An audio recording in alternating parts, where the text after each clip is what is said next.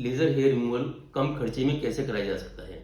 सबसे अच्छी machine laser hair removal की कौन सी होती है और आपको ये पैकेज में कराना चाहिए या इंडिविजुअल सिटिंग में कराना चाहिए? इसके बारे में आज हम बात करेंगे।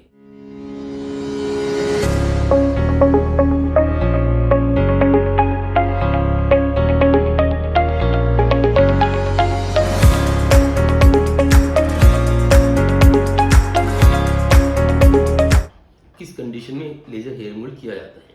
दोस्तों, ये दो तरह की कंडीशन हम कह सकते हैं।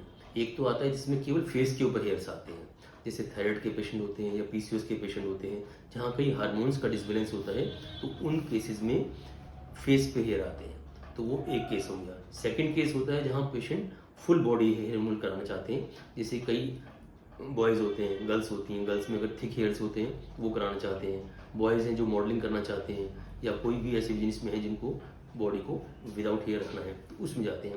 तो उन दोनों कंडीशन में लेज़र हेयर रिमूवल कराया जाता है। सेकंड क्वेश्चन आता है कि पैकेज लें या इंडिविजुअल सिटिंग कराएं। तो दोस्तों, आपको पैकेज के ट्रैप में कहीं भी नहीं फंसना है। ये पैकेज नाम की कोई चीज़ नहीं होती है। आपको जितनी भी सेटिंग करानी होगी आप उतनी इंडिविजुअल सेटिंग कराएं, उसी के हिसाब से आप पे करें। ये जो पैकेज में वही लोग आपको लेंगे जिनको मालूम है कि क्लाइंट हमारे ज़्यादा दिन तक नहीं रुकेगा या हमारे अनसेटिस्फैक्टरी रिजल्ट होंगे, तो ये बीच में छोड़ के जाना चाहेंगे और लेकिन पैकेज की वजह से ये कहीं नहीं जा पाएंगे। तो दोस्तों, आपको पैकेज कहीं नहीं लेना है। ये पैकेज के नाम पर 10 से 20% रेट कम करके बता देते हैं और पेशेंट उसमें ट्रैप हो जाता है। अगर आपको सेटिस्फैक्टरी रिजल्ट नहीं मिल रहे हैं तब भी आप बाहर नहीं जा सकते हैं और उसके बाद भी बिना रिजल्ट के भी आपको वो लेज़र सेटिंग कराते रहना पड़ेगा। तो इससे उसका जो बैड इफेक्ट है वो भी आएगा और आपका लेज़र के ऊपर से विश्वास भी गलत आएगा।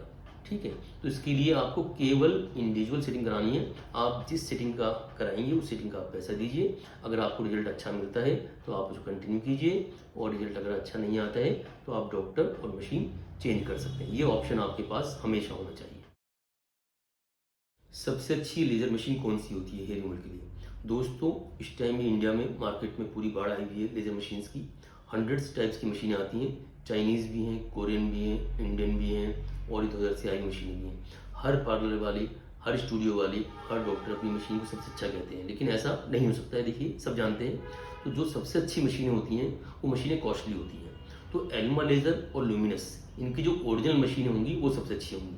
आजकल इसमें भी नाम चेंज करके इनकी डुप्लीकेट मशीनें भी आ चुकी हैं।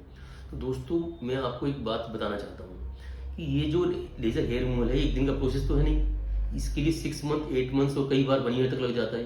तो जैसे आप कोई भी कोर्स करने से पहले, कोई कहीं भी आप ट्यूशन ज्वाइन करते हैं, कोई पैकेज लेते हैं, तो आप उसकी जांच पड़ताल करते हैं। तो आप इसके बारे में भी पहले जल्दी से एडमिशन मत लीजिए। पहले आप उस मशीन की फोटोग्राफ लीजिए, उनसे मशीन के बारे में जानकारी लीजिए। ये उस मशीन का नाम, मेक, फोटोग्राफ और उसके बारे में फिर 2-4 दिन में आप इंटरनेट पर सर्च कीजिए, उसकी कॉस्टिंग देखिए। कोई भी मशीन जो अच्छी होगी वो 30-40 लाख से कम की नहीं आती है। इस बात का आप ध्यान रखना। ये चाइनीज़ मशीनों को दिखा के उसी के तरीके की मशीनें डुप्लीकेट आती हैं, उसमें आपको करा के एक बार आप ट्रैप में आ गए तो आप उस ट्रैप में से निकल नहीं सकते। पैसा भी आपका वेस्ट जाएगा और स्किन भी आपकी ख़राब हो जाएगी और बीमारी तो आपकी वहीं की वहीं रहेगी। तो आपको इन बातों को ध्यान रखना है कि हमेशा पहले मशीन की और डॉक्टर की क्रेडिबिलिटी तो आप चेक कर सकते हैं कभी भी उसके पेशेंट देखकर, सेंटर देखकर, लेकिन मशीन की क्रेडिबिलिटी देखने के लिए आपको उसका मेक, उसका नाम, उसकी फोटोग्राफ होनी चाहिए और आप 8-10 दिन उसमें लगाइए। ठीक है, पहले होमवर्क कीजिए, उसके बाद ही आप हेयर रिमूवल केस में जाना। कहीं भी सस्ता पैकेज देखकर या सस्ती रेट देखकर या कोई अच्छा सा क्लिनिक देखकर आप उसके ट्रैप में नहीं फंस सकते। नंबर ऑफ सिटिंग्स कितनी चाहिए होती है लेज़र हेयर रिमूवल के लिए? दोस्तों, ये कोई फिक्स पैरामीटर नहीं है। बहुत सारी कंडीशन में हमारा डिसीज़ पहले से होती है, जैसे हार्मोनल डिसबैलेंस है, थायराइड है, तो इन कंडीशन में नंबर ऑफ सिटिंग ज़्यादा हो सकती हैं। यूजुअली 5 से 10 सिटिंग सफिशिएंट होती हैं किसी भी एरिया की हेयर को रिमूव करने के लिए या 80% तक रिड्यूस करने के लिए। इसमें बालों का जो थिक हेयर्स होते हैं उसका मिनिचराइजेशन होता है, बिल्कुल मुंह बन सकता है वो, और रुआं हमारा स्किन में रहना चाहिए। तो दोस्तों, 5 से 10 सिटिंग आप मान के चलिए। अगर थायराइड नहीं है, हार्मोन्स का डिसबैलेंस नहीं है, पीसीओएस नहीं है या आपने उसको अच्छे से कंट्रोल कर लिया है, तो आपकी ये इतनी कंडीशन में, इतनी सिटिंग में काम बन जाएगा।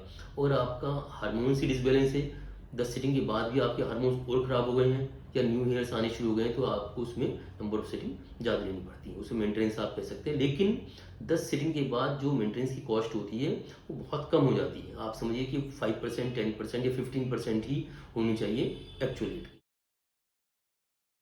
लेज़र हेयर रिमूवल कितना सेफ है? दोस्तों ये 100% सेफ है। जैसे मैंने बताया, अगर मशीन आप अच्छी चूज़ करेंगे, डॉक्टर अच्छे चूज़ करेंगे, सेफ हैंड में जाएंगे तो ये ट्रीटमेंट 100% सेफ है।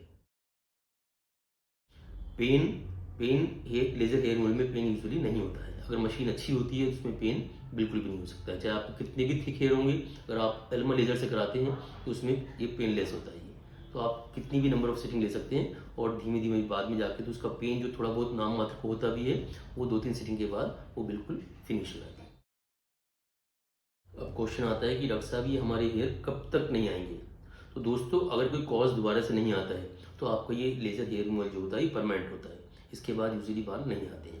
अगर कोई रीज़न डेवलप हो गया, कोई आपको हार्मोन्स का डिसबैलेंस हो गया या कुछ प्रॉब्लम आती है तो उन केस में ये लेज़र मतलब हेयर दोबारा से आने स्टार्ट होंगे, उसमें आप प्रॉपर ट्रीटमेंट लेंगे तो वो भी चले जा सकते हैं। दोस्तों लेज़र हेयर रिमूवल से संबंधित आपकी कोई भी क्वेरी हो, कोई भी आपको क्वेश्चन पूछना हो तो आप नीचे दिए हुए नंबर पे पूछ सकते हैं। हम आपकी आखिर तक सहायता करेंगे और कोई कौन सी मशीन चूज़ करनी है और कहाँ पे सेंटर चूज़ करना है इसके बारे में आप हमसे डिस्कस कर सकते हैं। Thank you.